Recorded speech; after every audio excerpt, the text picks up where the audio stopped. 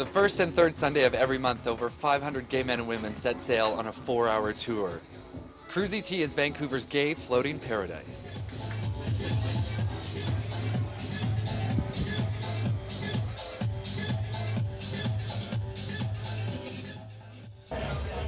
Hi, I'm Carlotta Girl, and you're watching Outlooks TV. TV that's even gayer than I am.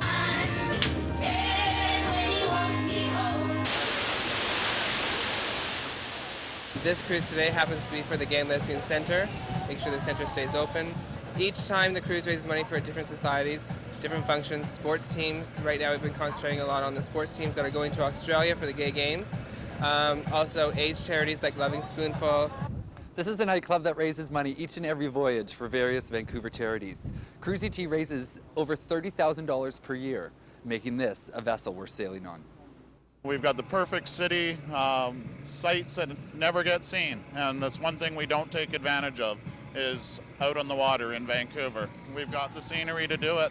Let's get out there. Where are we actually sailing to today? Today we chose Indian Arm. It seems to be a favorite. Everyone loves to see the waterfalls. They love to see the scenery of the mountains and the trees. Occasionally, actually quite often, we get to see water wildlife, where there's the seals, those otters.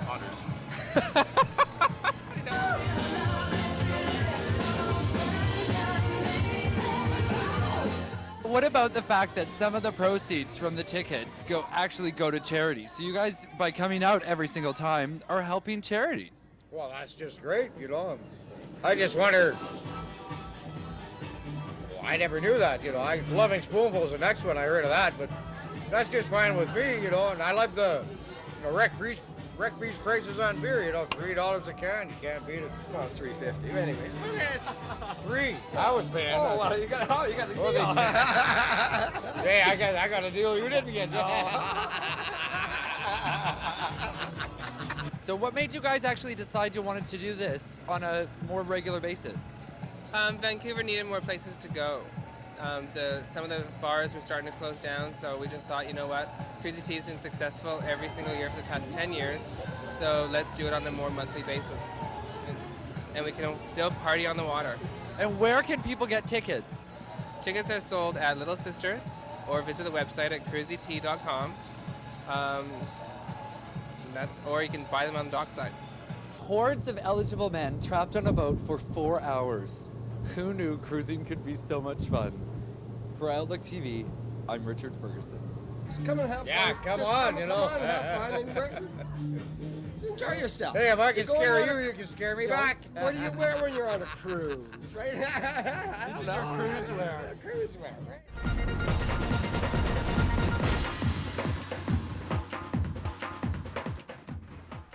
Hi, I'm Fred Camperman with Sporty Shorts. We have lots of registrations happening this season, lots of sports to be played, so get out there and join in.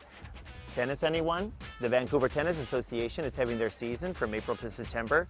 They play 4 nights at Langara College and every Sunday morning here in Stanley Park.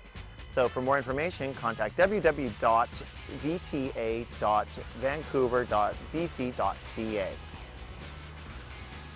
Out for Kicks is having their registration for their May till September season. It's a lot of fun. Come on out and socialize. You can contact them at www.outforkicks.com. For all you lesbians out there who want to hit some balls, why not join the softball team, the Maple League? They're a great bunch of gals who have a lot of fun. You can contact them at mapleleague.com. And for the guys, you can join WESA, the West End Slow Pitch Association. They're having a pre-season clinic, and you can find out more information by getting in touch with them at wesa.net. If your sport involves another partner, why not try ballroom dancing? Or not so strictly ballroom dancing. They'll teach you how to mambo and quick step on Thursdays and foxtrot and waltz on Saturday mornings. For more information, you can contact them at notsostrictly@hotmail.com.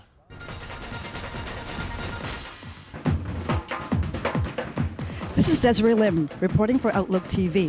We're at the Roundhouse Community Center for the 4th Queer Asian Gathering that's happening this weekend. Tonight is the gala performance night, and the theme is transformations. Let's check out what they're trying to transform tonight.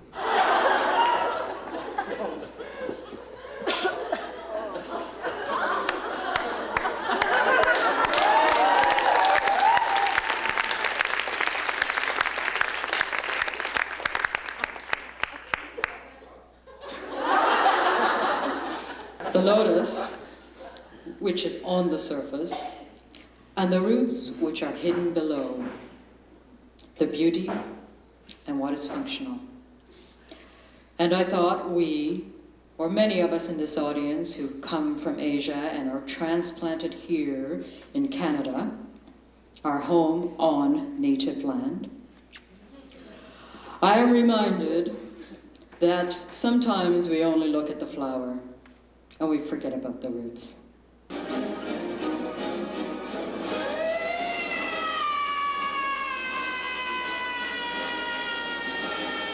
We're trying to create a safe space for queer Asians, whatever that means, to come together and really bring their own agendas and ideas, bring whatever issues they want to. I'm sure that 99% of the people here have felt like they're the only one that is whatever they are, and just to come together and find people that are, share identities and commitments and feelings and experiences, I think is a really powerful and rewarding and validating thing to happen. We stopped talking to each other, we stopped seeing each other, and it's kind of funny. It coincided with me coming out, it coincided with depression and suicidal tendencies. So moving, she was talking about coming out and not being able to come out, and I used to feel like that. I was like it sort of like just grabs you and holds you and takes you with her. It's like really powerful, amazing stuff. There's a woman who discussed about terrorism and let's make sex, not the war, and that was wonderful. I thought she was so great. Everybody's talking about the World Trade Center tower bombing and terrorism and Osama bin Laden and anthrax, and you better stock up on your Cipro. And meanwhile, I have no libido.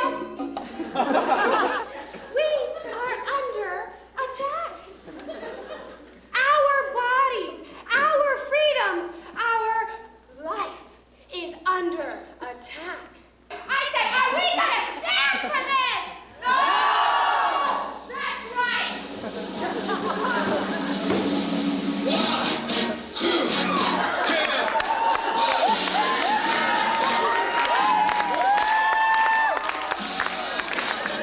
My favorite performance was Erin O'Brien's piece. And why is that? And it was fabulous. Make love, not war.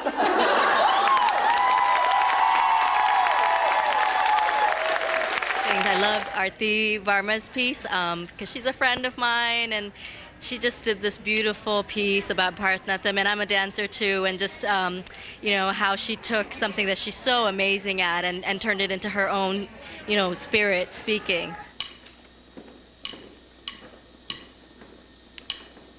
No. Stop, Aarti. In this piece, you are portraying the love between a man and a woman. You must feel that connection between the man and the woman. You must feel it naturally. Feel it in your body. This time I did sort of a lighter piece where I wanted to challenge some of the norms that are presented in South Indian classical dance. We often portray pieces based on ancient Indian poetry, and we portray a lot of the pieces are love between men and women, and often women and male gods. So just sort of wanted to play around with the idea of, what is love and who's it between. Because the cultural element is so strong in my dance, I don't always feel comfortable performing in more mainstream audiences, so it feels really great to be performing here. Lotus Roots is a great thing to happen because it's something that's been lacking in Vancouver. To see it, for me, it feels like, all right, it's live. Asians are queer, and they're here, transforming and transformed. I'm Desiree Lim at the Roundhouse for Outlook TV.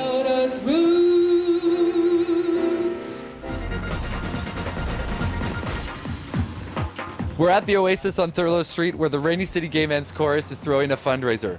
Money is to be raised so the group can travel to Toronto between June 20th and June 24th.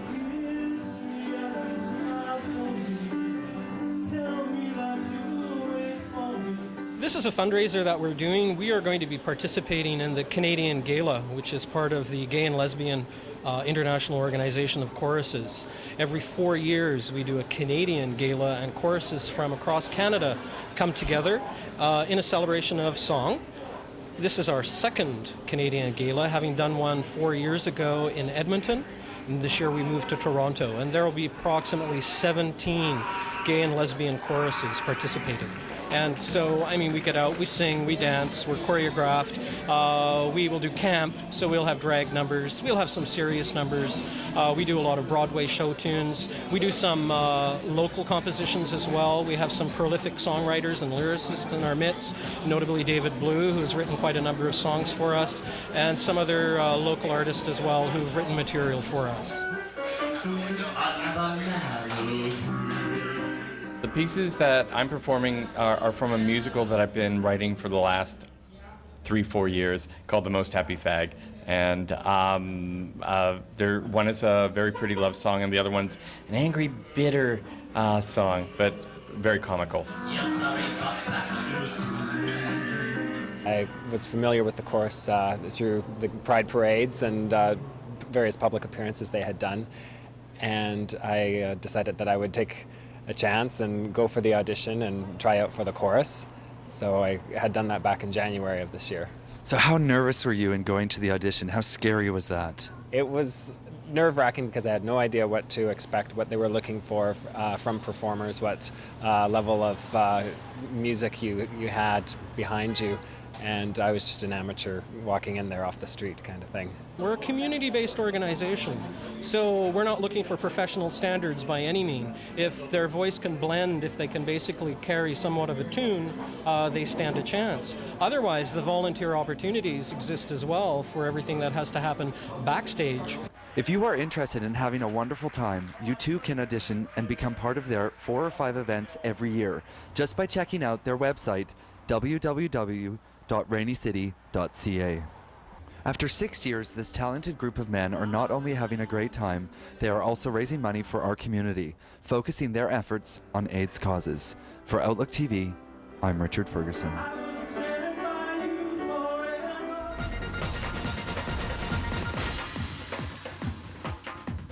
Hi, you're watching Out in the City, and these are the events this week. The 30 Helens is playing, and it's being hosted by Sandra Fellner on Wednesday, the 24th at 8 p.m. at the Wise Hall. Make sure you get the tickets at the door for $15.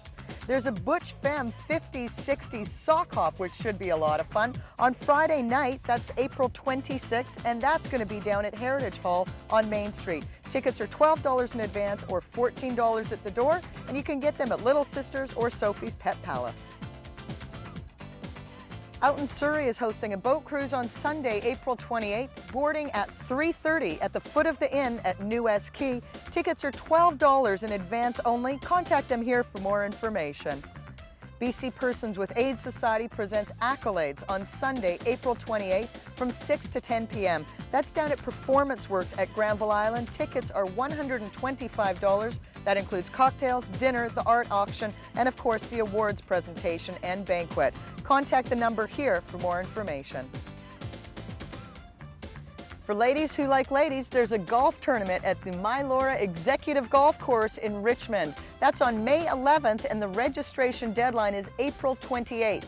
Tickets are $60 for this event, and it includes lunch, prizes, games, and of course a 50-50 draw. If you have an announcement or something you would like us to mention on Out in the City, please contact us at the number listed here or via our website, www.outlooktv.org. I'm Carol Dolinko for Out in the City. Have a great week.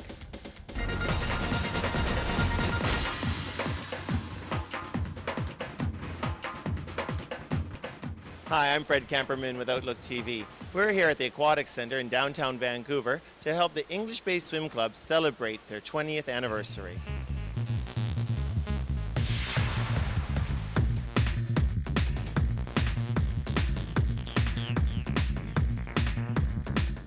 We're celebrating the 20th anniversary this year. So in 1982, there were a handful of swimmers who were recreational swimmers, not competitive ones, so to speak. And they decided that it was time to start a swimming group. And it also coincided with the first gay games in San Francisco in 1982. So they started with 2 lanes at the Aquatic Center here, just half a dozen swimmers, slowly growing in numbers over the next dozen years to about probably 80 by the early 1990s, and growing even more progressively over the next 7 or so years until today, where we have over 120 members.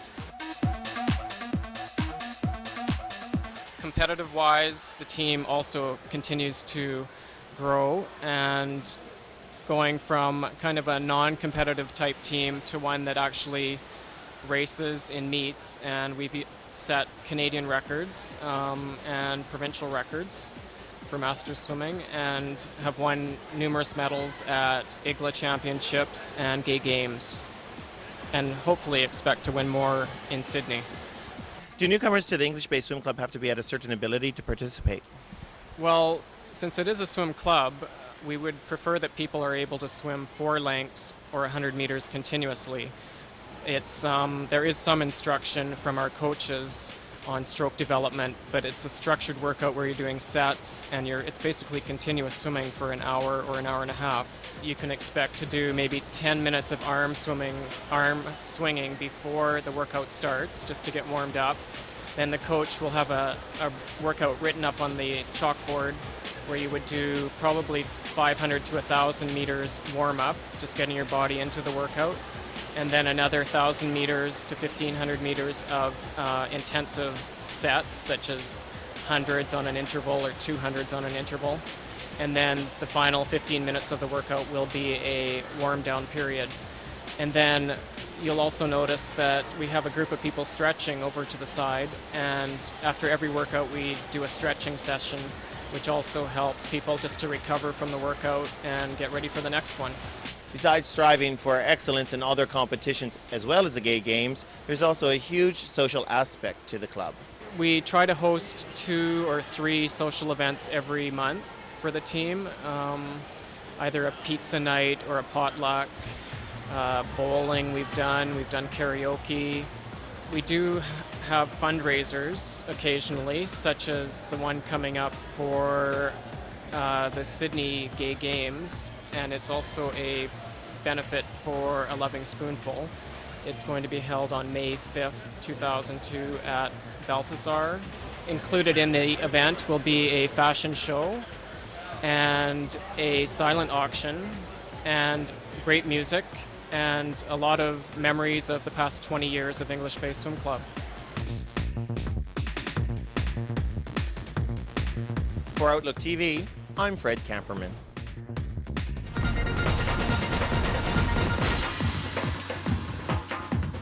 Big community turnout on Sunday night as the BC Persons with AIDS hosted the Accolades Awards, honoring some of the unsung heroes in the war against AIDS.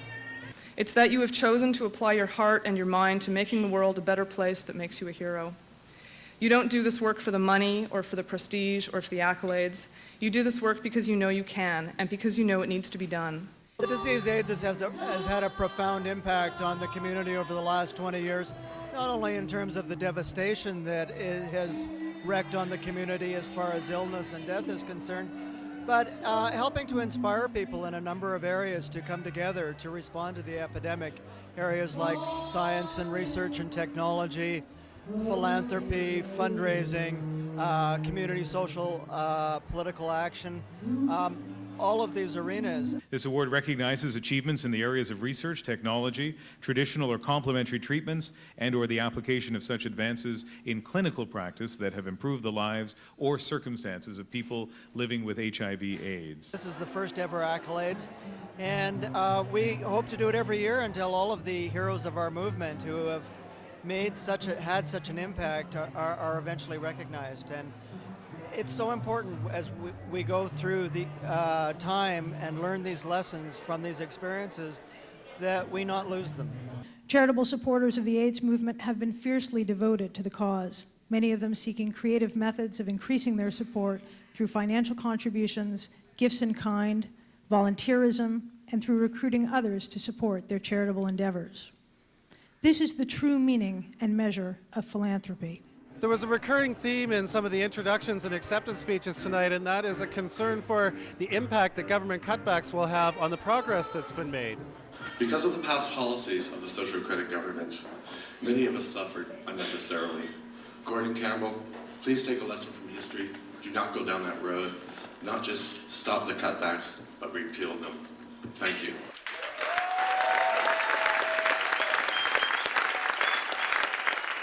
We're obviously concerned about some of the cuts being made to the healthcare system and the overall accessibility of quality healthcare in this province. But it's all of us. It's the community organizers in many ways. It's industry, it's government, and we must remain vigilant now that we don't backslide in the advances that we have made. At the BC Persons with AIDS Accolades Awards, I'm Larry Colsey for Outlook TV.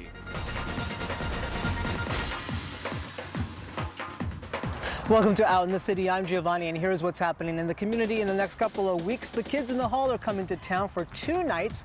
Their first show, which is on May 12th, is sold out. They now have released tickets for May the 13th.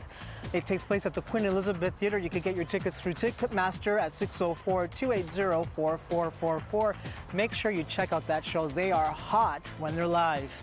Out on Screen presents a queer film and video festival, Past Work. It's in conjunction with Vancouver's Asian Heritage Month in May, and it's a thought-provoking retrospective work from Western Canada's queer Asian arts. It takes place on May the 4th at 4 p.m. at Pacific Cinematheque. You can get your tickets at the door. Gay Bingo is alive and well every Tuesday night at 7 p.m. at the Royal Hotel. There are 9 games of bingo, 28 prizes to be won, and all money raised goes to Friends for Life. So make sure you grab a couple of friends, come on down, and Joni will show you a good time. The English Bay Swim Club is celebrating their 20th anniversary. What better way to do it is by having a tea dance. It takes place on Sunday, May the 5th from 3 to 7 p.m. You get your tickets at Little Sisters or at the door, which is at Balthazar Lounge at 1215 Bidwell at Davie. Now, this will be a fundraiser for the Gay Games with partial proceeds benefiting a Loving Spoonful. There'll be a swimsuit fashion show, a silent auction, and more. Sounds like a lot of fun. Now, if you want to know more about our show, you can check us out through our website at www.outlooktv.org. It gets updated weekly, and it tells you when and where we're on. I'm Giovanni for Out in the City. Trembling Before God is about a group of gay and lesbian Orthodox Jews who try to reconcile their faith with their sexuality. Everybody knows that we can legalize it. They're going to be going in the streets. They're going to be sweeping in our buildings, and they're going to be taking our children because they're immoral people, these people. They're people who had to break down all the barriers of what they grew up with. They grew up by parents who told them that homosexuality is punished by death through God. For many of us, this is a view into a world that we don't know much about, which is that of observant and Hasidic Jews. Which is a very rich culture of both religious practice and cultural community. We get a very intimate look at some personal moments of great joy and also great pain, and also reconciliation.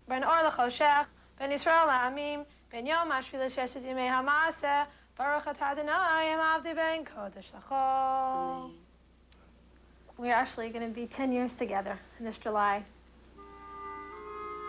There are many people that I know, and we meet some of these people in the film who have had to make difficult choices and have chosen to leave their traditional communities. And then in turn, there are other people that have chosen to live in the closet and continue to practice as observant Jews. How are you able to of course you couldn't concentrate on God. How can you even concentrate on your babies? You can't think straight because you have a million things. I thank God that I am not in her situation because she does have a lot to risk if she does come out. The community where she's from can take away her children. They are capable of doing it. And that's what she can be thrown out of the community, shunned from her family. I mean, she's got a lot to risk. I can speak a little bit from my experience living here in Vancouver, and I also have read a little bit about what's happening as Trembling Before God opens in different cities and what the responses have been. In terms of the film screening in different communities across North America and also in England and in Israel, there has been a very distinct grassroots response from families that have been wrestling with this dilemma. And there are many accounts, testimonies of parents stepping forward, both after a screening or speaking to the director, Sandy Dubowski, saying, "Can you help me? Thank you for doing this. You're bringing our family together." So there are actually numerous moments where people are finding some measure of liberation. And that, I think, for Sandy, I think that's enough. It is a Jewish story, but it's also a story for people who are not Jewish. It really speaks to the experience of being an outsider. And for those of us that have felt that experience in the world, in whatever community we may name, it really speaks to that hope that there is room for all of us in the modern world. For Outlook TV, I'm Daniel Leipnig.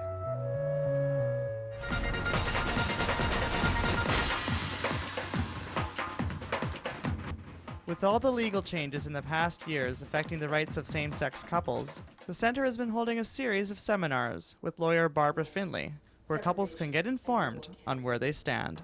In British Columbia, same-sex partners are covered by the very same laws that cover opposite-sex common law partners. Our relationships are governed by the Family Relations Act, which provides protection when relationships break down primarily, and the protections that are available are twofold. They are the protections for maintenance and the protection if you have kids for custody and access rights to those kids. We also have the right to adopt children.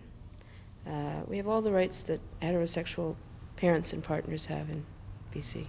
A spouse who has been out of the workforce in particular for a period of time during the relationship may need some bridge financing, so to speak. The Centre felt it was important to kind of coordinate the series of seminars just because there have been so many changes over the last few years affecting the rights and responsibilities of same-sex couples, and a lot of couples don't know what their rights are, so we felt it was important that the Centre kind of offer this series to the community.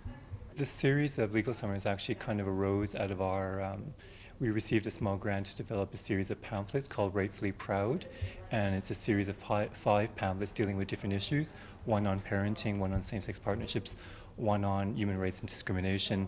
So out of that creation of that pamphlet series, we kind of decided to offer a series of seminars to kind of couple up with the pamphlet series. The series of seminars are also important to safeguard same-sex couples against the legal pitfalls they encounter. Common law partners, either same-sex or opposite sex, don't have the division of property benefits under the Family Relations Act. So you end up in this long and incredibly expensive process, trying to sort out whether one partner should have a share of what is in the name of the other partner. You can have whatever arrangement you want with your partner, but if you don't write an agreement between you, the default position is the laws that I've just described. So the important message for the community is, look at how you've got your relationship structured. There are an endless number of ways to do it. People do it all kinds of different ways. Don't do it by default. Do it by choice. If you are interested in finding out more about any upcoming legal seminars, you can call the Centre at 604-684-5307.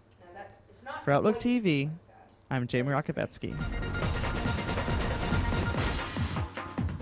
Hi, you're watching Out in the City, and these are the events for this coming week. Vancouver's own singer-songwriter Farron is coming back to town on Friday, May 10th, 8 p.m. She'll be at the TELUS Theatre at the Chan Centre. Tickets are $19 available in advance at Little Sisters, Urban Empire, or Ticketmaster. Call the number listed here if you need more information. For those of you who like to cut a rug, there's a not-so-strictly ballroom two-step tango dance happening on Saturday, May 11th. That's going to be from 8:30 to midnight, and that is at the Let's Dance Studio on Granville Street. Tickets are $8 to $12 with a sliding scale, and they're available at Little Sisters. The Vancouver Gay and Lesbian Choir is hosting a recital called Voices of Pride on Saturday, May 11th at the Norman Rothstein Theatre. That's at 41st and Oak. If you need more information, contact the numbers listed here. If you have an event or something you would like us to mention on Outlook TV, please be sure to contact us at the number listed here or via our website at outlooktv.org. I'm Carol Delinko for Out in the City. Have a great weekend. As part of Asian Heritage Month, Out on Screen has presented a series of films by gay Asian filmmakers like Alvin Tolentino and Desiree Lim. Oh, it's an experimental music video to celebrate the pride and presence of queer Japanese women. So, 99, so has your work changed much, or how has your work changed since then? Oh, a lot. Like I do all kinds of genre, experimental, drama, comedy, and I just recently completed my debut feature, which was made in Japan as well. It was a made-for-TV film. It's called Sugar Sweet, and it's the first Japanese lesbian feature from Japan by a woman who's queer and out.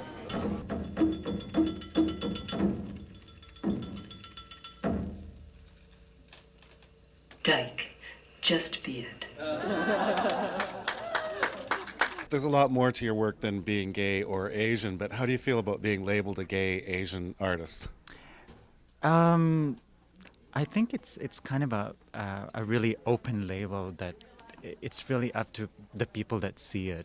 I don't make such a distinct label for myself. I need to do what I need to do, and I do it, and whatever other people has to say about it. Asian, but the yeah, work is the work. The work is the work, and that's the most important. That's what needs to be addressed to what I'm doing. So it's really up to the public to make a decision as what they see and what they want to hear.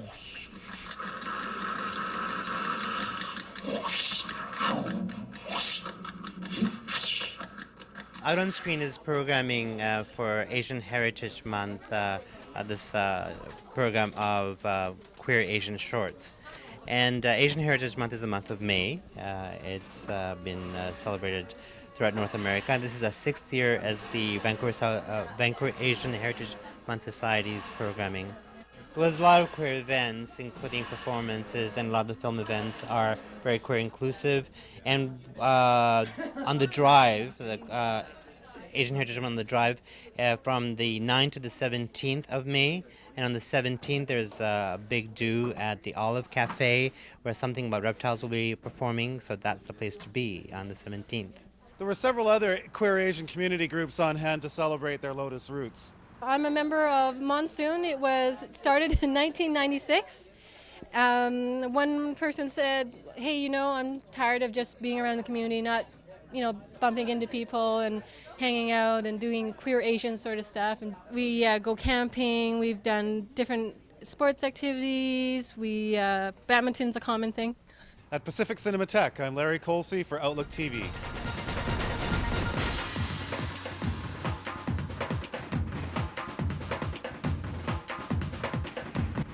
For the past 12 years, Vancouver has been enlightened with the voices of the Vancouver Lesbian and Gay Choir. Tonight, Outlook TV has caught up with them at a very special event at the Norman Rothstein Theatre called Voices of Pride. When it seems trouble stand in your way, you must believe in yourself, come what may. I attended one of the concerts, and as I was sitting in the audience, I was looking at how much people were enjoying it up on stage, and it just brought memories from my childhood of singing in school choirs and church choirs, and how much that was an important part of my life. And at that point, I decided to join the choir.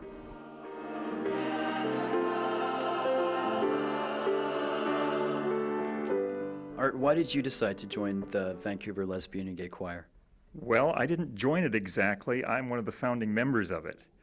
It came out of Celebration 90, the Gay Games, and a group of people got together afterwards and said, that was such a wonderful experience having a mixed choir that we would like to see if there's some people interested. And I'm one of the people that they got in touch with, because I'd also been a founding member of the men's chorus, but was no longer singing with them. So that's sort of how I got into it, and I've been with them ever since.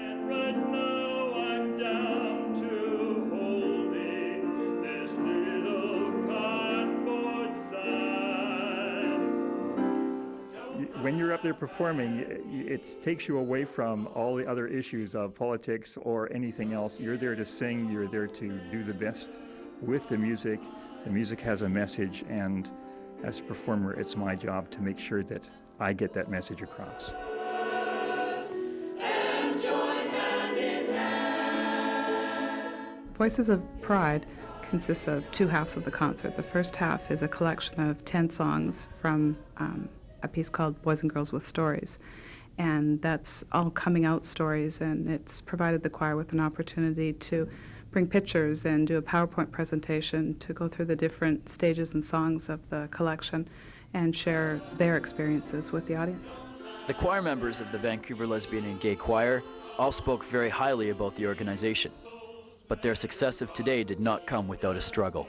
In Courtenay, we had just started a concert. We were on about a third or fourth song, and two of our members who had a 7-week-old daughter got up to introduce the song, and shortly thereafter we heard pop in the audience, and somebody had set off a bomb of pepper spray, and we had to evacuate quite rapidly, and the baby was taken to the hospital to be checked out. Fortunately, there was no problems. It certainly brought me closer to all the members of the choir having gone through something like that. It also made me very proud for the lesbian and gay community in the Comox and Courtenay area, how they rallied together after that. Voices of Pride at the Norman Rothstein Theatre. One more voice of pride before we go.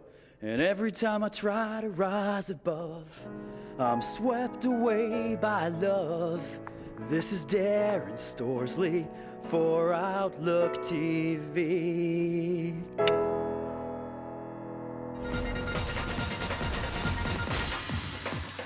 Welcome to Out in the City. Here's what's happening in our community in the next couple of weeks. The Cruzy Tea sets sail again on Sunday, May the 19th from 4 till 8 p.m. There's 2 dance floors, 3 bars, a barbecue, live entertainment, and local DJs. You can get your tickets at Little Sisters, and for more information, you can log on to www.cruzytea.com. There's another Hershey bar taking place, hosted by DJ Tracy D on Sunday, May the 19th. It takes place at Love Affair. You can get your tickets at Little Sisters. Sex, Love, and Choral Music. It's a story about Eros and Agape. It's from a gay man's perspective, running from May 30th till June 1st at the Vancouver East Cultural Centre. And you can get your tickets by calling 604-669-SING. Lesbian Fun Enterprises presents a women's dance party. It's on May the 25th at the Heritage Hall. You can get your tickets at Little Sisters, Sophie's Pet Palace, and Gay Mart. And finally, Gay Bingo. It's bigger, it's better, and gayer than ever every Tuesday night, and it's hosted by The Odyssey. $5 donation gets you 2 bingo cards, and it's still hosted by Joni, Justin Time, and Vivian von Brockenheimen. Now, if you want to know more about our show, you could check us out on www.outlooktv. And now we feature video clips of our segments. I'm Giovanni for Out in the City. Kind of an interesting thing going on with gay nightlife these days. We may have lost a couple of traditional gay spaces, but there's some interesting people taking it back, producing gay nights in some not-so-gay clubs. I've worked with Denis Brossard in Montreal, and he showed me everything from lighting design to artistic direction. I've learned a lot with Black and Blue. I've been involved like really intense, in an intense way in the last 6 years. Tell me what's happening at the Wet Bar on Tuesday nights. On Tuesday night we have Looped. It's a gay night. We have 4 amazing DJ. We're playing progressive house, funky house music, sexy house music. It's more like music to reach people between 20 and 40 years old. What we try to do is to offer people crazy visual, crazy sound. So I heard that all these screens and projection surfaces that are in here, that was something that you added when you came in to give yourself lots more things, spaces, planes to work on?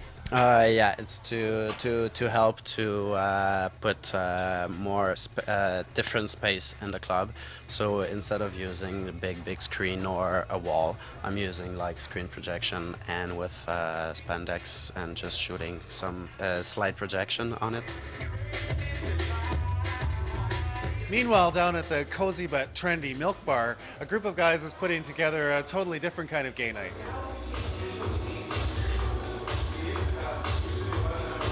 Friday nights are cream, and it's this new night held by Carl, Brad, and Dan. And it's a party. It's pretty much our Friday night queer roundup. What kind of a crowd is showing up? We're getting mixed. I'm pretty happy about that. We have guys and women, mostly guys, and they're just coming out with a very relaxed attitude, kind of interaction. High interaction is the good thing about it. It's just fun and playful, really. I think playful's a good word. Yeah, a lot of people have said it's like going to your rec room. I was going to say, I feel like I've come to your living room. Yeah. And we don't have to clean up afterwards. That's the best part. It's a pretty nice living room, too. So. Yeah. Do you think there really are fewer places to go out, or is that just a myth that we all whine about? No, I think it really is true. And I mean, I think a big part of it is that just in terms of getting licensing and stuff like that in this city, it's so hard. And if you're a young kind of person with new ideas and stuff like that, you might be able to open up a store or a restaurant or something, but you'll never ever get enough financing to open up a bar. So basically what we're seeing is sort of younger people with new ideas coming in and moving into spaces that are already there and bringing in new crowds for that and that sort of thing. And that's sort of, I think it's an adaptation basically to what the situation is like in Vancouver. Even Gay Bingo abandons the Royal, and there goes another gay space. Fortunately, there's some innovative party people around that'll make sure we always have somewhere to go out at night. For Outlook TV, I'm Larry Colsey.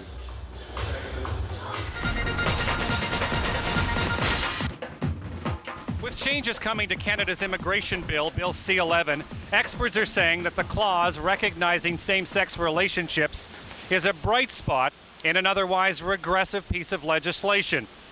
Immigration activist Chris Morrissey agrees. Canada's immigration policy is getting tighter and tighter, but she says that extending family sponsorship to same-sex couples is a step in the right direction. Chris Morrissey is the co-founder of Legit, the Vancouver-based lesbian and gay immigration task force. Chris, let's start with the basics. If you would, explain to me exactly what Bill C-11 is all about. Sure.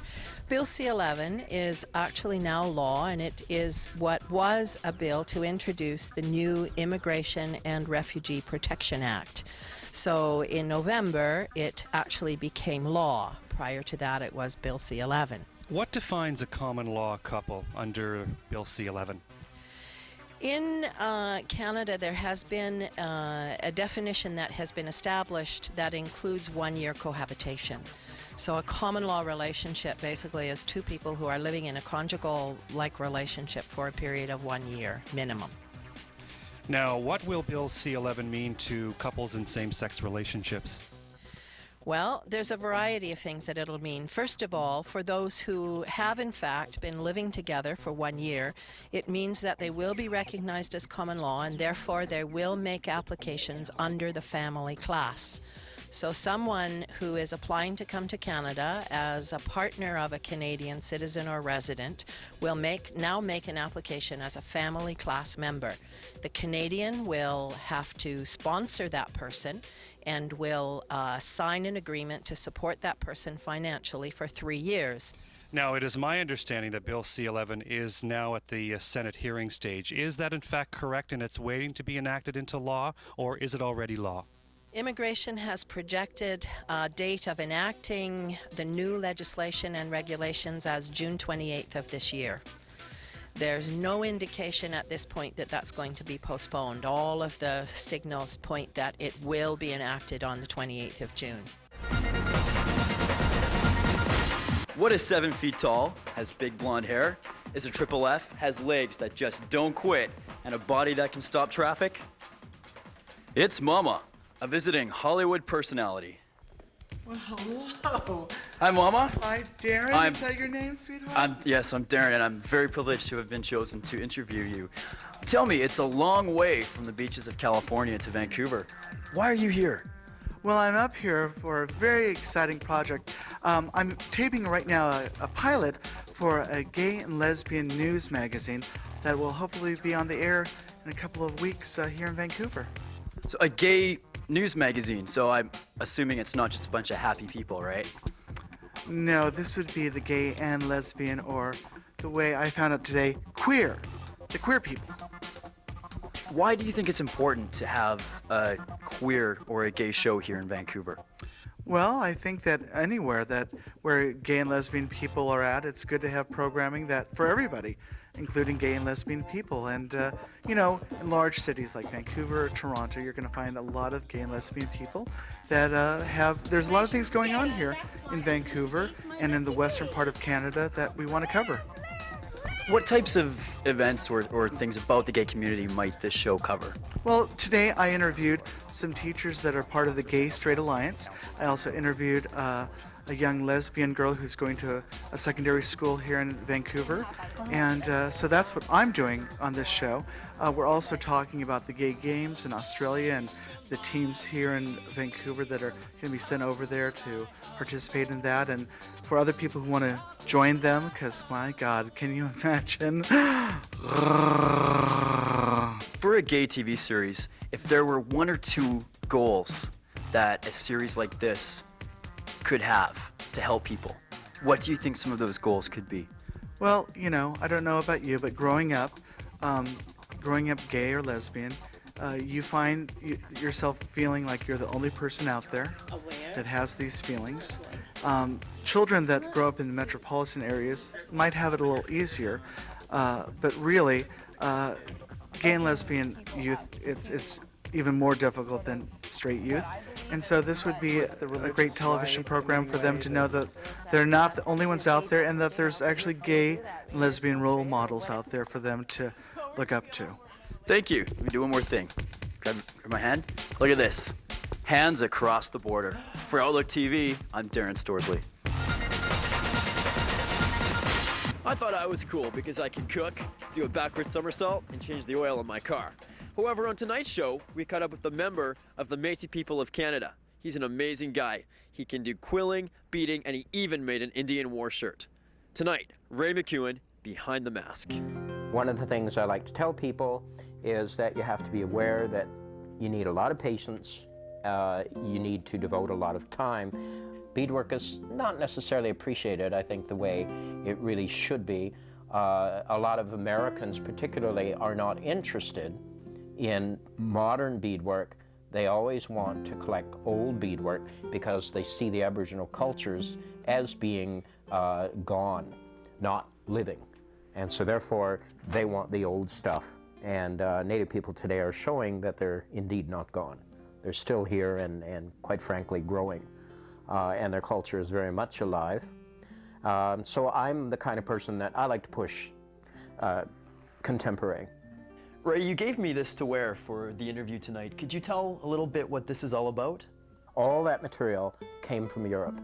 The concept came from Europe. These originally were and are bones, and the original bones came from India. They were cow bones, and they were traded by the Europeans to the native people. Now, and the beads were, again, a technology the native people did not have. When a native group were the first ones to get trade items, these were seen as wealth, because if you were in favor with the traders, like the Hudson's Bay Company as an example, if you were the first village to get their trade goods, then everybody looked up to you. It represented wealth and importance because you traded with the white man to get these things. You were the first guy to have them, and as I said, everybody looked up to you. Your wife would constantly push you to get these things so that other women would look up to her because she was the first one to have them, and that raised your status within your community. Eventually, it began to take on tragic proportions because as time went on and the wars and the government repression, the native people lost their ability to work with quills, lost their ability to tan hides, and they began to rely on the trade goods. And of course, the government began to hold back the trade goods in, to get concessions from the native people from, for their land and control and things like that. So these were no longer seen as wealth. In a way, they were seen as a sense of poverty. That was the old days, and that's history, we can't deny it. But nowadays, they are indeed a symbol of First Nations identity, and rightfully so, and they make a person look good too. They do. So there you are. Right? Even you. Even me. And Ray, what is this that you've made here? Well, this is traditionally called a war shirt, and among the warrior societies of the Great Plains, a man earned the right to wear the shirt. In traditional terms, the designs told a story of the battles he had been in. In the very old days, the original meaning of the hair locks was that as the years went by, if you helped people out of really important difficulties, they would often give you a lock of their hair, and you would wear that on your shirt, and by counting the number of locks of hair, that told a stranger how many people you had helped. So a very giving culture. Yeah, the that more this you would gave, display. the more important you were, and the richer you were. Whereas in our culture, the more you keep, the richer you are, but the less happy. Ray, with all the fascination of your culture, have you ever learned any of your language? One of the phrases I've learned is Lakota Kokapi Koshkala, and that means you are my friend.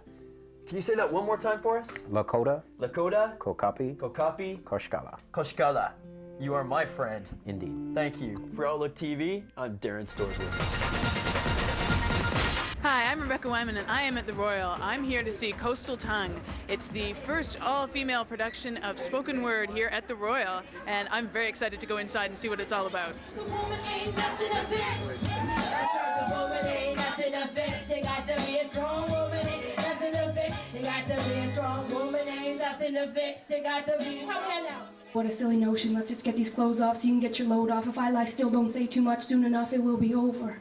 Coastal Tongue has many meanings. First of all, coastal is we're on the coast. That's where it comes from. This is a project about Vancouver. It's about spoken word in Vancouver.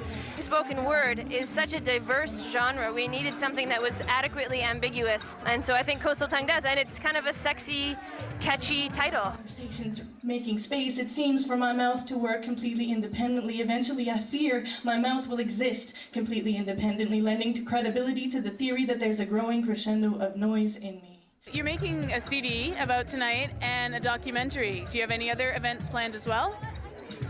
The next event that we're doing, we're actually putting together a package for applying for a grant from Canada Council. So that's our sort of next major undertaking. So as far as shows go, we don't have anything planned, but we're putting together the package for Canada Council, and we're going to go ahead and make the CD and continue and shoot a documentary about spoken word women in Vancouver. It's a tribute to, yes, an acknowledgement of corrupts Gordon Campbell and all of the above. He's gone and given the green light show for, again, a corporate agenda. I was in the Himalayas, and I was with a bunch of youth, and I was in a tent, and the world was in my head, and I was in such a peaceful spot, and then I just started writing like long rhyming pieces with the rhythm of like something that was in me, and then I came back and started putting together some like women's oriented activist collaborative shows and started doing it then. I'm here with Ivan E. Coyote of Taste This, One Trick Rodeo, Coastal Tongue, Extra West. What am I forgetting? Anything? Well, the new book just came out, so I'm going to be touring that in June. I'm doing a book launch at Milk on June 12th, 8:30, for the new book called One Man's Trash. I have a copy of the book right here. Pretty. One Man's Trash. This is the font from the back of a 49 Ford pickup truck, just how I asked them to do. Well, I'm really embarrassed to admit, but I've not been to a spoken word performance before, but the next time there's one, for sure I'm going to be there. I'm just so blown away by all the amazing female talent we have right here in Vancouver. For Outlook, I'm Rebecca Wyman. Sometimes I laugh, trying to keep from crying. I was way out of luck. Tell me who could I trust? So I worked so hard just to get again. If it weren't for God, I'd probably be dead. This holiday season, why not do something different? At the 1.6 Gallery until December 21st, you can check out a new art exhibit called Michael Venus Rising, which is featuring pop icons from the past. Let's go take a look. I love making art. I think making art and creative energy is kind of what's going to save our world, I think. So I've always created, I won't stop creating. So basically, anyone who's influenced me, when I wake up I'll have an idea or there's a reason that I want to do them at that time. It's a photo-based exhibit, and basically it's 16 images of people who have influenced me. So I've stolen their archetypes and I've reworked it with myself and different photographers and makeup artists, and have come out with different images, and this is what they are.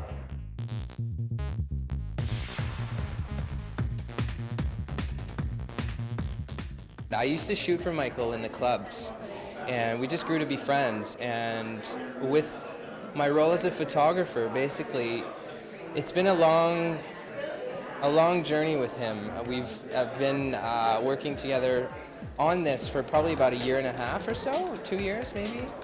and it's been an interesting venture because a lot of the stuff that he does is sort of new to me. So it's a good sense of what his mind is like, and it's a very interesting mind, to say the least. We're amazed by, in the pictures, how he looked so much like, certain people we were trying to do. I guess just, from whatever comes from within, he helps transform as well as the makeup. And then we started talking about, like, oh, we should do some cards, and we did Farrah Fawcett, and they just snowballed from there. Primarily, we deal with emerging artists here at 1.6 Gallery, and so it's a huge risk for anyone, for the artist and for the gallery, to put on a show by a solo artist, like Michael's first show. But I know that Michael will have another show down the road. The work speaks for itself.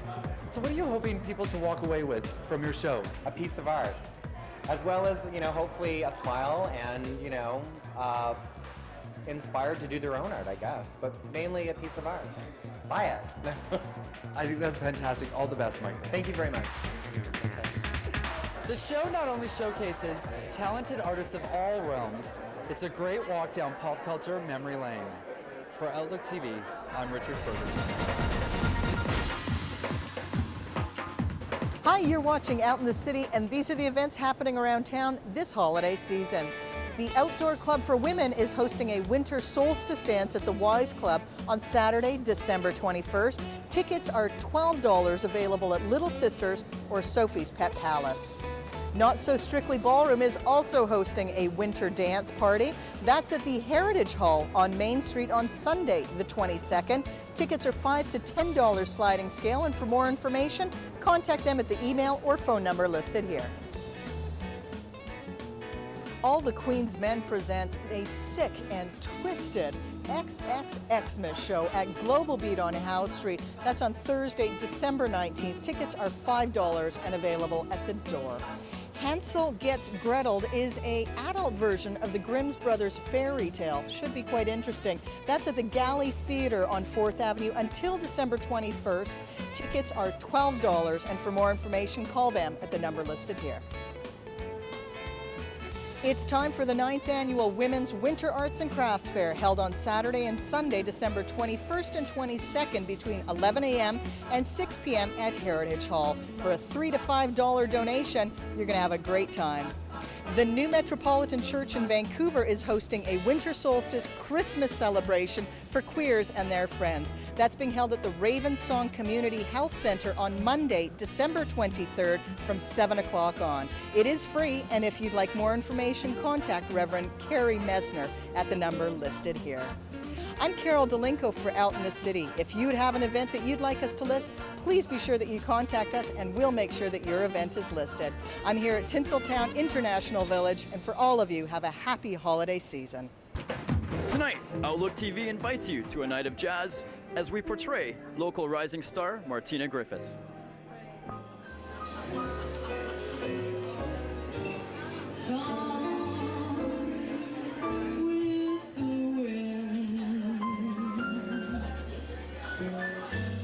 I've been singing my whole life, but I've been taking it very seriously the last 5 years. I went back to school. I went and studied jazz and finished jazz program.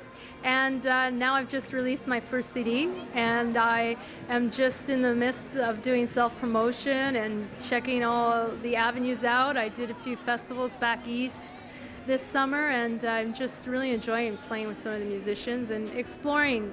I think music is a healing art. I think it's our first voice. I think it's our connection with spirit.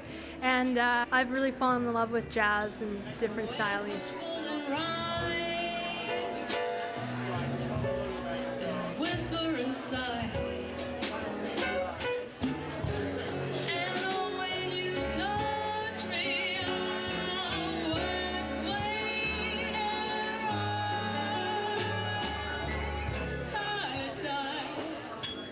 I hope I can just continue on my journey. It's been amazing so far, and I just hope I keep meeting more musicians and connecting with them and creating and going across boundaries. This is one genre that's, lovely, but there's other things to explore. I'm going to get really wild with music. There'll be nothing to harm you with, mama, and your daddy standing by.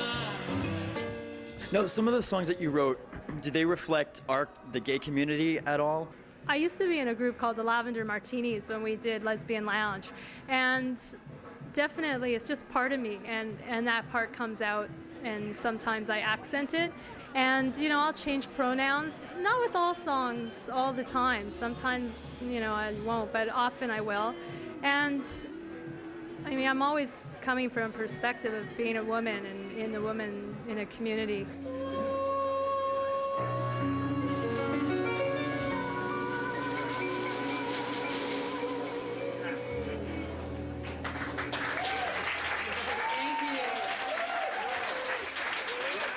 If you would like to support a member of our community, go to Martina's website at martinagriffiths.com.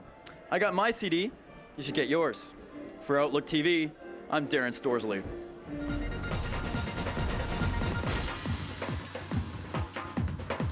I'm Fred Camperman, and this is Out in the City. Party, party, party, party. Yes, lots of parties happening. Team Vancouver with their Sydney send-off at the Beelzebub. That's happening on October 20th from 3 until 7. And so if you want to say goodbye to the boys and girls and give them a good wish as they go off to make us proud in Sydney. And that all finishes at 7, and then you can head over to the Global Beat for the Dot Party. And it's a huge fundraiser. It's lots of fun, and that's happening also on October 20th at 7. Bailey's Girl. Who's the next Bailey's Girl? Well, come on down to the Odyssey and find out. On October 17th at 10 p.m., the semifinalists will be competing, and then October 24th, there will be the big finalists, and then we'll know who is the next Bailey's Girl. And on October 26th is the big Halloweeny party. It's called Sugar. It's the Vancouver Men's Chorus. They have it at the library every year, and as every year, it's going to be a lot of fun. It all begins at 9 p.m., so go get yourself a nice Flash costume and come out. It's going to be very scary. For all you culture vultures who don't think we've forgotten you, there's the Terrence McNally play, Corpus Christi. That's playing until October 20th, and that's at Festival Hall. That's at 1398 Cartwright, right in the heart of Granville, so check it out. Also going until October 19th is Blow, the erotic photography of Paul Beard, and that's happening at the Malik Gallery. That's at 148 Alexander Street. And also, Paul Wong, who is a multimedia artist, he has a rather controversial retrospective of the 70s and 90s, which were very scary times for everybody, and that's at the Vancouver Art Gallery. So check it out. For Outlook TV, I'm Fred Camperman. If you have a community event that you'd like us to cover, please contact us through our website at www.outlooktv.org. I'm at the Heritage Hall on Main and 15, where Butter's about to let a huge fashion show come underway called Spring Loaded. It's a fundraiser, so these issues can be on the streets for you to read. Let's take a look.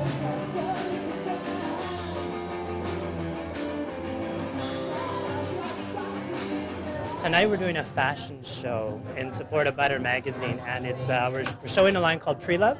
They're a line out of Toronto, and they rework vintage garments. So we've got a bunch of models down. We've got a local band called Operation Makeout, and some local DJs. We're just having a bit of a party and a fashion show. So what exactly is Butter Magazine? Butter Magazine, it's a publication out of Vancouver. It's for the 20-something demographic, and it's a fashion and style, lifestyle type magazine. And the premise of Butter is to promote attainable, achievable styles of living. Everything always begins with an idea, but it's what one does with that idea that sets you apart from the rest. I just don't feel like relying on other companies to, get me a job and climb this ladder. I think all three of us really want to do something on our own, and we just have this sort of energy about us that we want to just do it on our own and succeed. Tell me a little bit about how much money it costs to put on an event like this. Actually, it's very expensive to put on an event like this, thousands of dollars, but what we're trying to do is raise money for the publication because it costs even more to print Butter. So what we want to do is give something to the public, and that's why we decided to go with a fashion show. And that way, people can come and see Butter, they can see what we're doing, and also we can introduce new fashion designers and such, and raise money for publication. Now, what can we expect from the clothes you're going to be wearing later?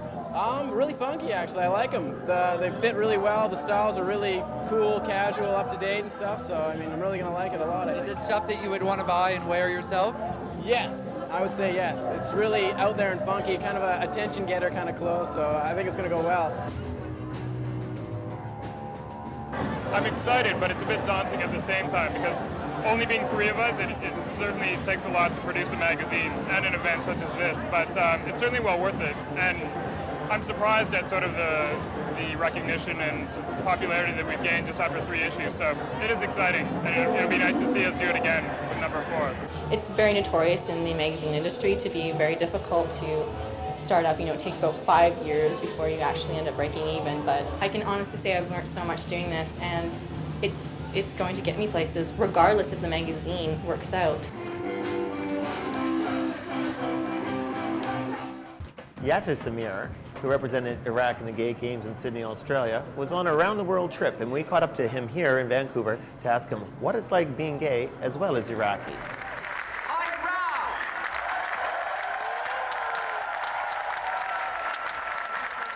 It was really important to me to be able to go to the Gay Games, because as well as being gay, as well as being Iraqi, I'm very much a sports person. I love my sports, and you know, I wanted to go to the Gay Games to participate as a sports person, and to be able to be a sports person, gay and Iraqi all at the same time, and to be able to I had felt an immense amount of pride to be able to walk in as under the Iraqi flag at the Games, just like athletes do in the Olympics, to have that sense of representing your country in the sports that you enjoy, and being able to say to other Iraqi gay sports people that you're not an anomaly. There are others out there, and I wasn't sure what kind of reception I'd get coming into the stadium, but it was just tumultuous. It was an uproar, and it was fantastic. It just made me feel on top of the world.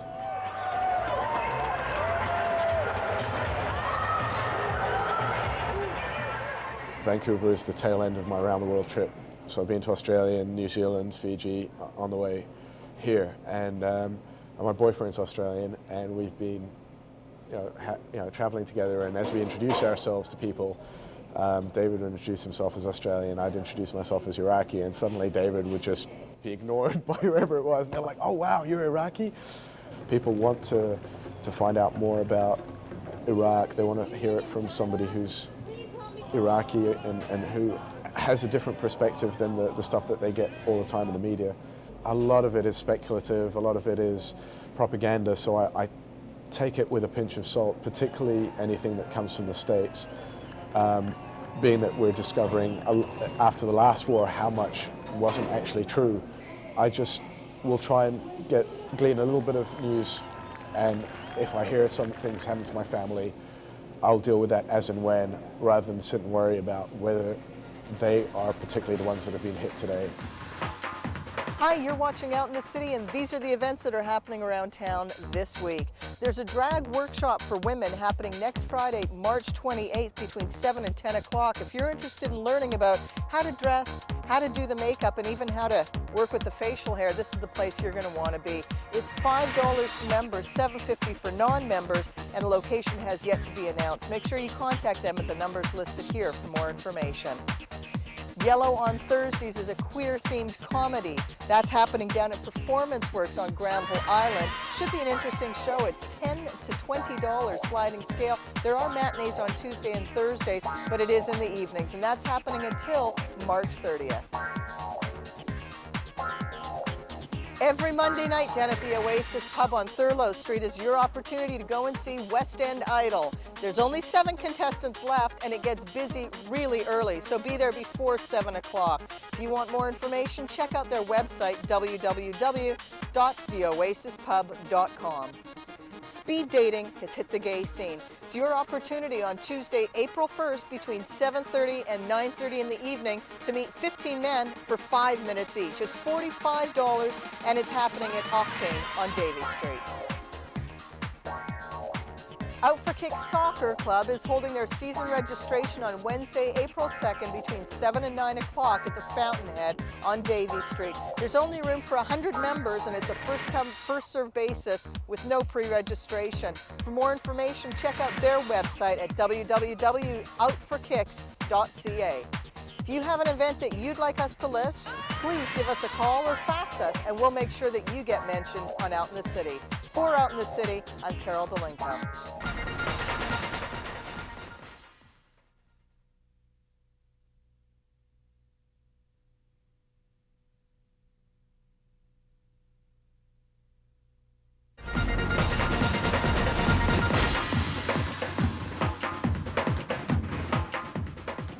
With everything that's happening in the world today, we caught up with Yasser Samir, who is an Iraqi citizen, to ask him what his impressions are of what's happening in Iraq today. How does Gulf War I compare to Gulf War II? It's too early to say how this war compares to the last war.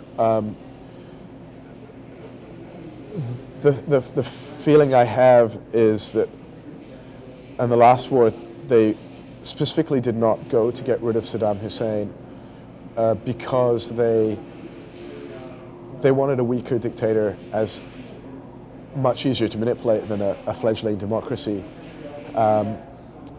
I still don't know that democracy is going to be the end result. I'd love it to be, as with my countrymen.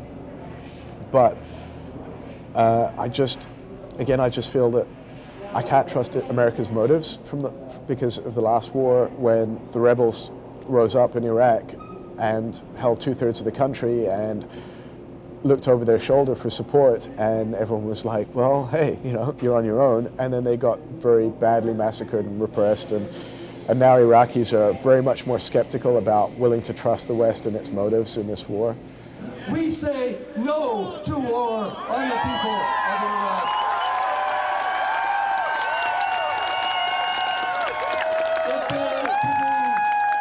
My family in the West are on our farm. My family in the North are, I don't know how safe they are or where they are. My family in Baghdad, again, I don't know how safe they are, and I only managed to speak to them briefly prior to the heavy bombardment that's just started. Again, I know that my aunt is a school teacher there, and the school that she taught at was one of the places that was hit in the last war. So the precision bombing thing I take with a pinch of salt. I hope that they are being precise with their targeting. I know that some things will go astray and there will be civilian casualties. I would mourn the loss of anyone's family. Of course, I have to be afraid of what happens to my own family as well. George Bush may try and pretend that this is going to be a clean surgical war, but there is no such thing. They aren't just going after Saddam Hussein. They aren't just going after military installations. They will be bombing innocent civilians, and they will be bombing the public infrastructure and the public services that maintain life and health in Iraq. And as a union that represents working men and women who deliver health care and public education, public water and public power, we can't stand by and be silent. We have to say no to war in Iraq. I would love to see democracy emerge in Iraq, and as such, a liberalization of the society there. I think Iraq has a potential of being particularly prosperous. 30 years ago, Iraq was an industrial country, as an economy ahead of Italy, which it was, and now it's just in the complete dark ages. We have 1/3 less land cultivated than we did in the Middle Ages. We have such a lot of potential in a country, and I have so many friends that I want to take back and have them come and visit. And we have, 10,000 years of history and the first cities, the cradle of civilization. And I want to show this to my friends and so on, and be part of rebuilding. Do you think Saddam Hussein was involved in any which way or form in terrorism against the United States? Saddam Hussein is doing everything he can to dismantle Islamic radicalism in the country, because that is a source of opposition to him and his regime. the idea that he could either fund or support or provide any kind of logistical support to an Islamic fanatical organization like Al-Qaeda is laughable.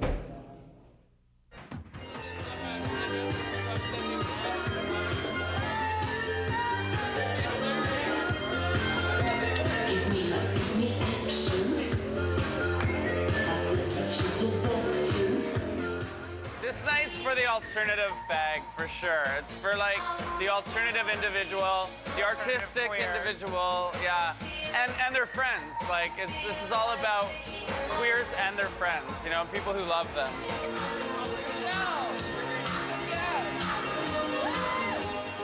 Ginger 62 is a beautiful venue. We've got a very beautiful back room that's very good for chilling out in. It's a beautifully designed place, very unique to Vancouver. We've got really great bar staff. It's just a beautiful large space. We have a large capacity, a lot larger than a lot of the clubs that are happening in Vancouver. The house music scene in Vancouver is very prevalent, and I'm really tired of it. Don't get me wrong, the jazzy stuff is really great, but I've been listening to it for a long time, and I just really want to hear some rock and roll. Basically, these girls rock. They play like wicked music, new wave, electro, retro rock, like everything, and they're just like, they're incredible. People should come see us because we're sexy. For no other reason. We're trying to create something in Vancouver where, you know, people understand that it's not just like a night to go out and party or to be in a club, but it's a night to like check out, to be stimulated, yeah, in different ways. I think Meyer complements the event in that we're all trying to do something new and different and trying to get something going in Vancouver, something that's original, something that people haven't seen before, trying to break some new ground. I definitely think we should have more nights like this, like people working together, because I think everyone has so much to offer in different realms. Like we've got artists, we've got, you know, musicians, we've got so many creative people in this city. I think when you have them all working together, it produces something more rich and more full. If you're interested in submitting art, or if you want to do a presentation of any sort, we're really trying to cross the boundaries of like a club night and good music, but also with multimedia art, with different types of art and different types of performances. So we really want to make it a night for the artists as well. After sellout crowds at the Los Angeles Outfest, Desiree Lim returned to her new Canadian home to find out that her film was one of the ones that the film classification branch planned to censor. Fortunately, they backed down, and there's a very happy crowd here at the Vancouver East Cinema tonight to see Desiree Lim's new film, Sugar Sweet.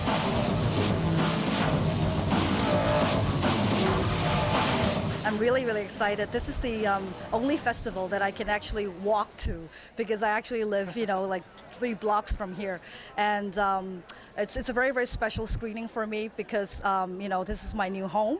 And it's traveled all the way from Japan and all over, you know, the United States and to Toronto as well before finally coming here. So I'm actually ending my tour with the film back, you know, in my home front. This was one of the films that was almost not shown during the festival. How did it feel from your point of view? It came as a culture shock, actually, because you know, I thought this is a free country, and you know, if you watch my film, it's not about pornography. It's giving a very sharp critique about pornography. So it's such a big irony to have the film board come down on my film in that way. It was a bit of a whirlwind.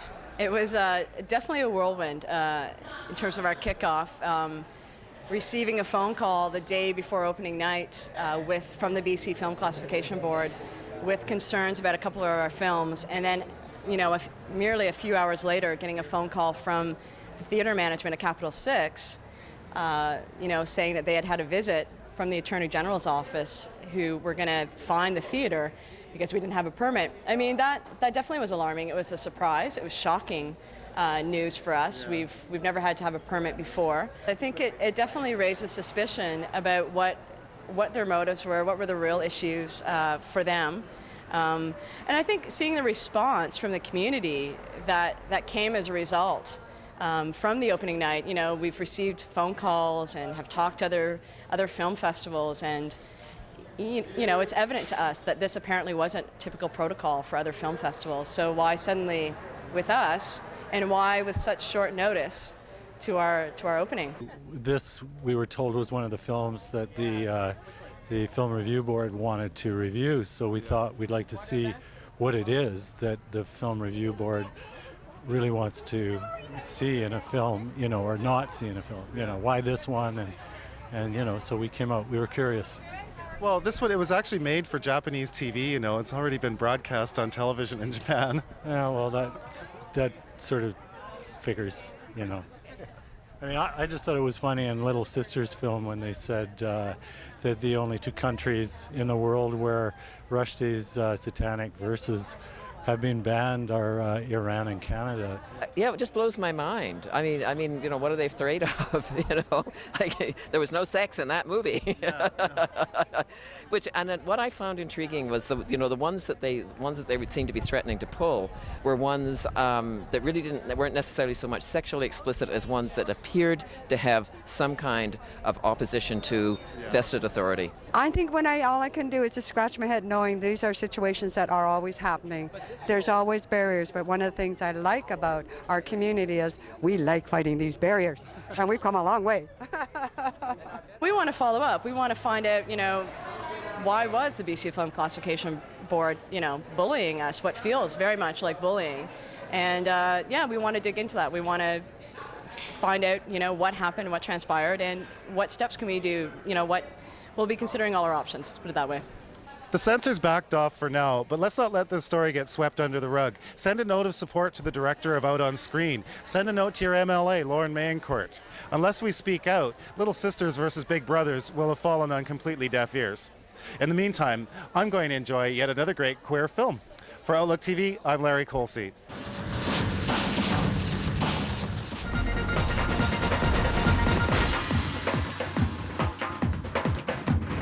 Outlook TV has just the event for you to help combat those post-holiday blues. You think you've seen it all? You haven't, not until you've checked out Energy Aurum. Energy Aurum is a amazing, fantastic rock extravaganza. It is taking the best music moments of history and creating a 2-hour show that's non-stop dance, energy, lights, sound, and like the most amazing kind of spectacle you've ever seen.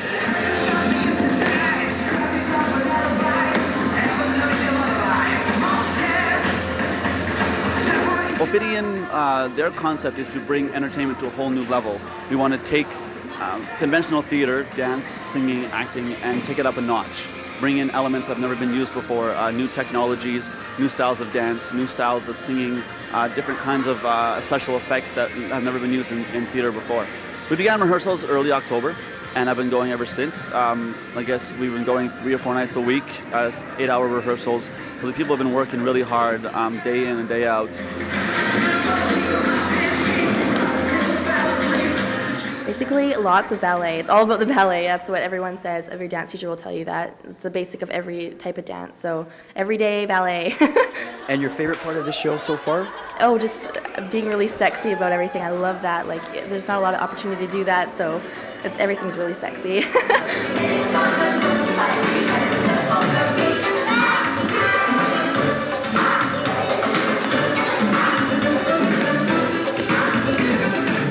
I love it because I'm a dancer and I've done lots of musical theater, but I've never been in any show like this before, and it's very fulfilling for a dancer. Like, I'm inspired to get up and do the dance every time because it's so much dancing. It's a huge dance show, and we get to do all these different styles, so we get to get all this expression, and it's fabulous.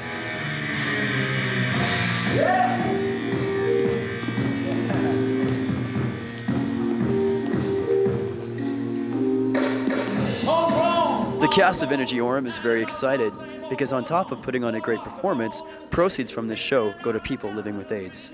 Ophidian has bought out our opening night of Energy Aurum for the BC Persons with AIDS Society, and that night will be basically for sponsors and corporate people and all the who's who of Vancouver in the theater scene and others who will come there that night to watch the show, completely free, and they have a chance as well to donate money, and that will be happening on January 10th only. If you've seen My Fair Lady for the umpteenth time, if you've seen anything else that you've seen before, and you're tired of it, if you've seen the last movie that you want to see for the next little while after the holiday blockbuster season, come on out to Energy, because it's new, it's fresh, it's something that it'll go far beyond your expectations. I think from most people's point of view, they would be very interested in coming to see the show because it offers such a wide scape that if you're sitting listening to a song and you don't like it, chances are 50 seconds you're going to have one you do like. So it's got a little something for everyone. I don't think anyone could walk away from the show not feeling a little entertained by some part of it, even if they're just staring at the lights.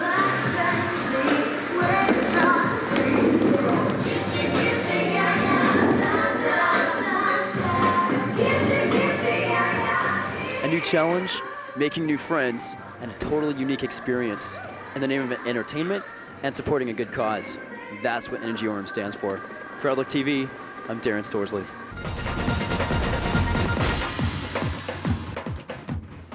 We're here at 108 Resorts for Queer as Folk in the Snow, the first annual benefit fundraiser weekend getaway for Youth Quest.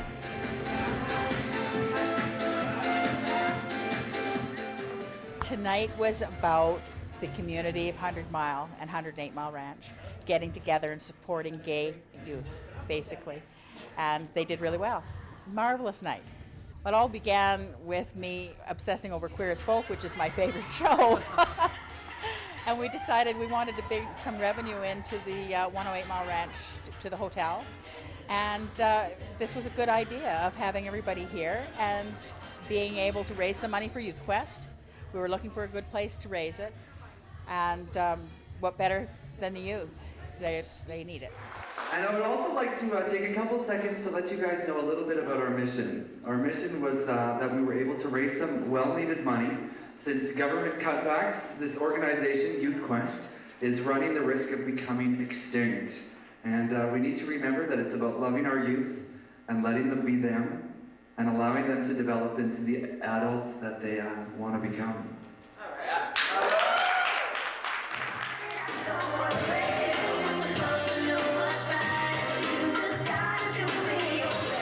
How excited are you to have your grandmother here watch you perform? I love it because, you know, she's my grandmother. I've lived with her since I was 13 years old, and actually younger. Like, my mother wasn't there a lot, so it fills that void that my mother can't be there for me. So my grandmother fills that, and she always has since I was a little kid. I just enjoy going to the drag shows, and I like to support Danny. He hasn't had a lot of support, and so I go to most of his stuff.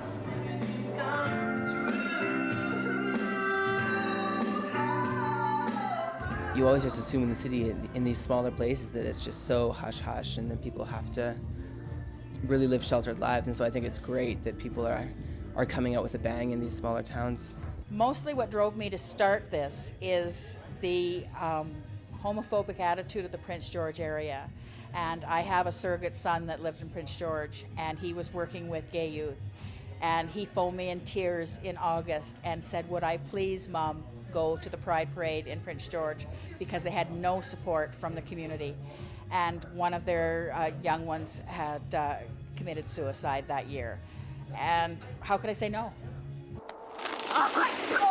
This was the very first event of its kind in the Caribou, and it was a huge hit. Queer as Folk in the Snow will definitely be back next year. For Outlook TV, I'm Richard Ferguson. A fantastic retrospective of Joe Average's work can be seen at a show at the Simon Fraser University running until February 5th.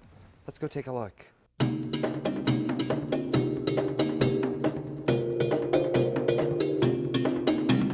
It's just a celebration of Joe's work. We've taken quite a number of his pieces and just put them out there for people to look at and enjoy. And we've never had a Joe Average exhibit, and we felt that was very important. And Joe stopped painting a couple of years ago, so we felt that we could do a retrospective now while he's still alive and work with him directly to make sure that we've got a good representation of his works. So tell me about when you brought the show to the school. What was the students' reaction? The artwork led to a lot of discussion, and especially the content of the artwork led to a lot of discussion, on being homosexual, attitudes towards homosexuality, why maybe Joe wasn't as popular as he could have been in the mainstream art world, who collected his art and where we were getting it from. What do you think was sort of an underlying sort of message or caption that they'll walk away with? Well, I think after viewing the works too, they understand this is an artist first. He's gay second, and that should always be the important thing. He's a great artist. So Cheney, what is it you actually like about the work? Well, what I like most about all the work here is the fact that it is all so different. When you look at one painting and the next painting, there's such a change in energy and spirit and color combination, and he expresses himself with different emotions. Like at one time when he's feeling something, he paints that, and in other paintings he feels something different, and that's why the energy is very different on each painting. What I liked about this piece is his use of color, especially the blue and the green. There's something very dark about this. The contrast between the darkness and also in terms of the representational figures, the bee and the stems. There's a very cheerful, playful contrast there. So now when you look around the room, what does this sort of showing, because it's quite a vibrant show, what do you walk away with it with? It's very tough because there's a transition in his art, and you can see from his earlier art going to the dark art, to the later art. You can see there's a total shift in the way he's in his control. It says something about his life, I think. You can see that he's becoming a lot more mature as he's going on, and naturally, because he's experimented with a lot of different forms here. If you look at the palm trees, which is a little down there, it's the epitome of this clean style. What does Joe Average art mean to you? It's just all full of love, and it's full of fun and life, much like Joe. And so every time I look at my walls at home, I feel privileged, and I feel privileged that I know him, and I feel thrilled that I am able to actually have his art on my walls. This one is actually one of my favorites because it was one of his very first oils that he ever did. He used to do the pastel on paper and then switched over. And so this is sort of an experimental one for him, learning how to work oil on canvas. And then I love my tree down there because that's his meditation tree. It was a very special piece of his that he loved and cherished, and he wanted me to have it. And then I have two across the room that are fun. One's called Cosmo Girl, and one's Take My Picture, Wet Boy. And I like that just for the title alone. Yeah, it's great fun. When you're looking at the pieces and you're looking at the show, what do you think is sort of the big underlying message? The more I look at his works, I realize that his artwork is a mirror of himself. It reflects himself so much. So as you look at different pieces, you see how he was feeling at the time, how life was treating him at the time, and what his attitudes were. There's some very poignant pieces in there. One of a friend dying while he sat with him and drew pictures of him and did poetry to him. That his art, he gives everything. His heart and his soul is in his art. It's not for commercial purposes. He does his art for the love of it.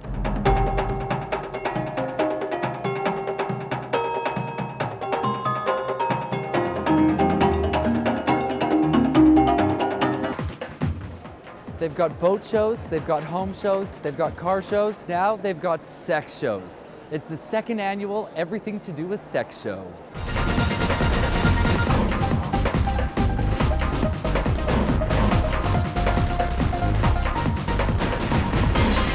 Rob, tell me a little bit about the second annual Everything to Do with Sex show. It's just a big venue for retailers to come out into the public and open up inside of a big atmosphere so that people can walk around and look at the various types of products that are available and the new movies and things that are out there for everybody to look at. And so now, what types of people do you see coming through the booths? It's just normal people that you would see out on the streets, you know, people who would be doctors, lawyers, your postman, anybody from the person who bags your groceries.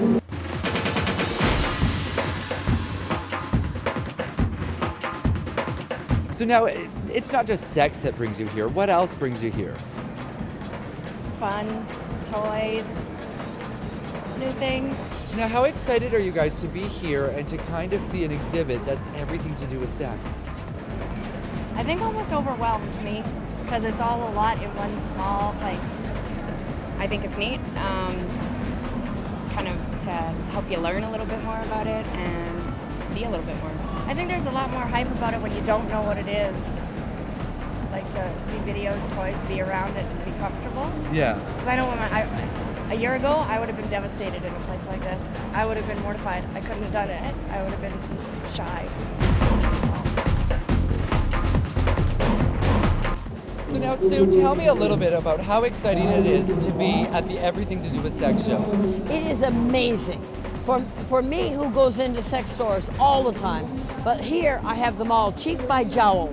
And I can see all the toys and I can touch them, feel them, taste them, stretch them, put them on, turn them off, and do all sorts of fun things. Plus I meet so many great people and I get a chance to talk to people, stand up on stage, make a total fool of myself, and everything goes. And how many brides had sex for the first time on their wedding night and lay there afterwards with the sheets clutched to their chin, saying, my God, for that I waited? So what inspires you to do it? What keeps you going? The realization that people have so many hang-ups about sex ed and have so much trouble getting good, accurate, honest information without being lectured at and preached at, or people looking, you want to do what? You know, that kind of a feeling. Oh, I don't know about you guys, but I'm exhausted. The Everything to Do with Sex show at the Vancouver Convention Center is a huge hit. The next time it rolls into town, you won't want to miss it. For Outlook TV, I'm Richard Ferguson. We're at the Oasis Pub on Davie and Thurlow, where in just a few short minutes, this room is going to be packed with a bunch of people that are wanting to check out West End Idol 2.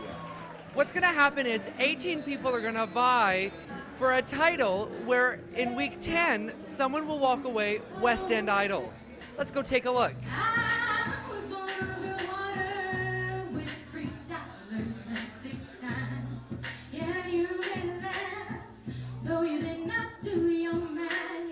So James, tell me a little bit about West End Idol 2.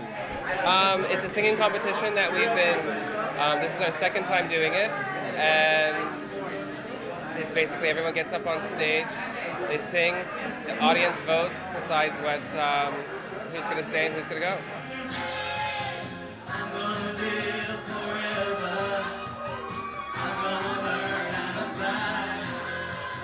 Originally I just wanted to do a simple open mic night, but not to do like the karaoke like other venues do, and I wanted good quality people, and in order to do that, people had to know how to sing. So we decided, okay, you know what, let's make a competition out of it, and let's do a knockoff of the American Idol.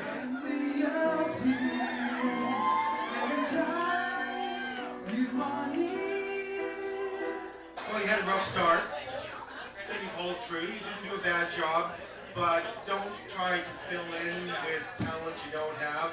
I wasn't expecting the large talent pool that came down tonight, but from what I saw, it was either in or out. It was simple. There was no, well, should they stay, should they go? It was cut and dry. I saw some wonderful people out there tonight, and others, they should have stayed home.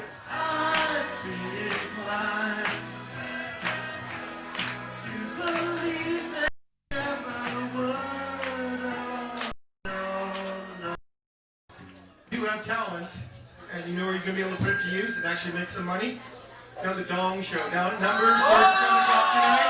You can have a lot of fun down there. You can get as much. Over the 10 people that we selected tonight, there's only maybe 4 that I'm really looking forward to seeing the challenge being put to them and their talent shine through, especially because it's only 10 weeks and that's it.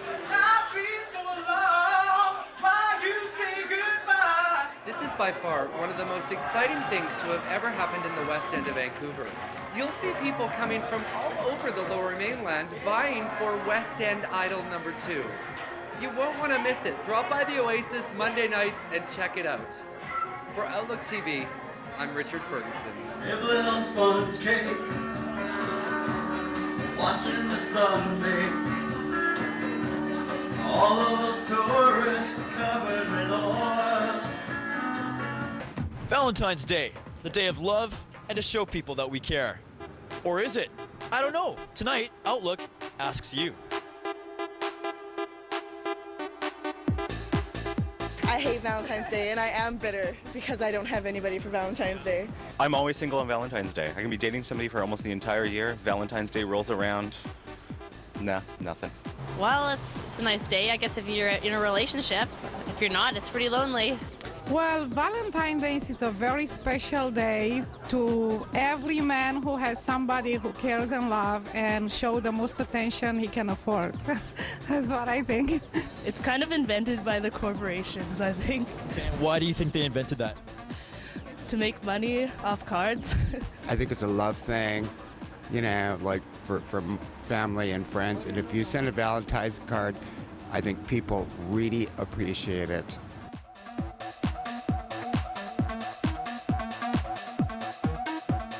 I think Valentine's Day is a special day for everyone to get together and unite. Not only couples can get together, but also everyone who wants to be happy can also have a special day. Oh, I think it's lovely. It's becoming very overdressed, which is fine and dandy. People are in love, then they're in love. Well, I don't personally have Valentine's right now, but if you're out there, send me one. I need you. What do you think the purpose of Valentine's Day is? To get laid. Beyond that? There's not much beyond that. Baby, I can bet you a kiss from a rose on the way. Ooh, the more I get, yeah. Do you know what? I say yes. I'll go out with you on Valentine's Day after that. What's the most romantic thing someone's done for you?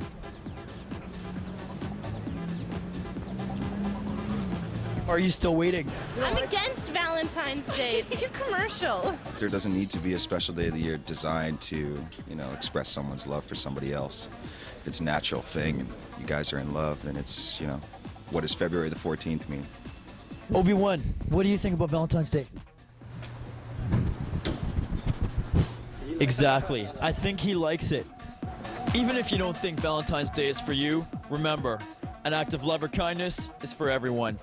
For Outlook TV, I'm Darren Storsley, wishing you a very happy Valentine's Day.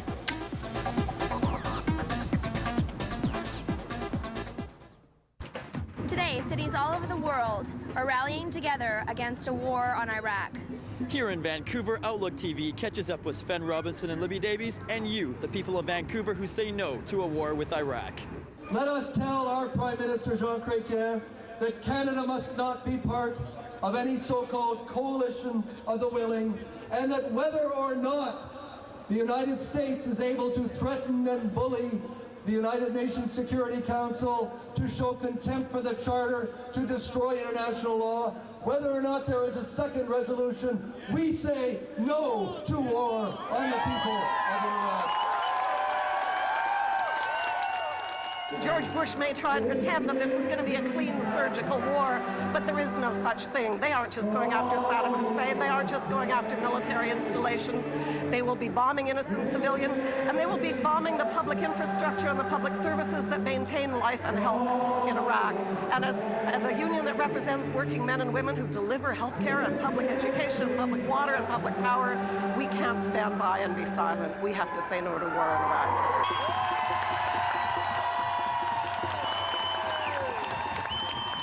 If you could have one message today to President Bush in charge of this, what would you say to him right now? Wait until you've got hard, firm proof Until then, you don't have a right to do anything else. Would your thoughts change at all if we did have hard proof that there were weapons of mass destruction in Iraq? No, I think that the whole concept of there being weapons anywhere, like the Americans have more weapons than anybody. It's just about hegemony. It's not about peace, you know. So no, that's just the beginning. That's just scraping the top of the problem. I want to pay tribute to Libby Davies, who next week on Saturday will be leading a team of weapons inspectors to the United States. As far as dealing with weapons of mass destruction, of course we're completely opposed to nuclear weapons, to biological weapons, to chemical weapons. We say disarm Iraq, we say disarm China, Russia, and disarm the United States of America. The causes of war now are very, very useless, but at the same time, you know, we have the solutions to peace. There are a lot of people as well as governments that are looking at peace as a solution for economic and global and human rights issues as compared to war. Saddam Hussein was the American boy in the region. He was supported by George W. Bush, you know, his father. He was also supported by Reagan. And now all of a sudden Saddam Hussein becomes the evil of the Middle East. Well, he was not the evil of the Middle East when he was buying weapons of mass destruction from the Americans.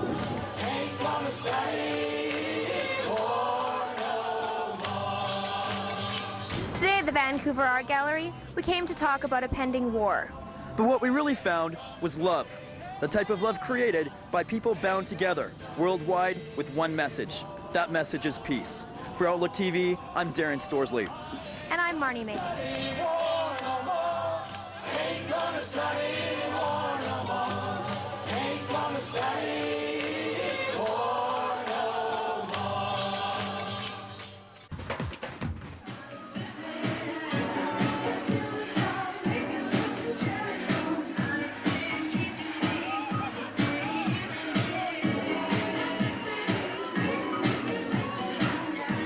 Once again, Whistler is welcoming gays and lesbians from all around the world to Altitude 11.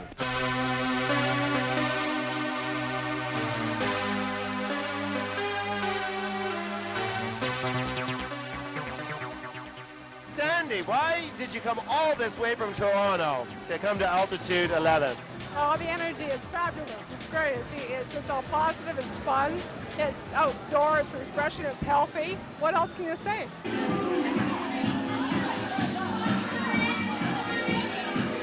Have you been to one of these events before? Yes, actually. In the past 10 years, I've been up several times, and it's only gotten bigger and better. Yeah. Totally. And the amount of women that come up to these events is phenomenal. And we're getting women from not only Vancouver, but all over the States, and even some from Eastern Canada come out for the event now.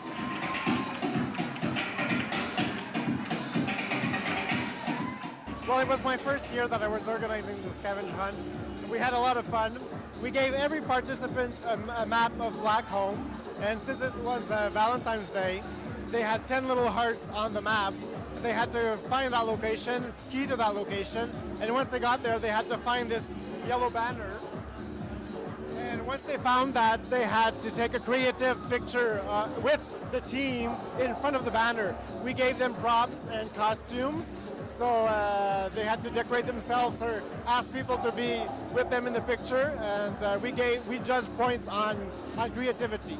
You're looking at the longevity champions of the scavenger hunt for the next 12 years right here. So what do you win when you win the scavenger hunt? What do they give you? We got skis!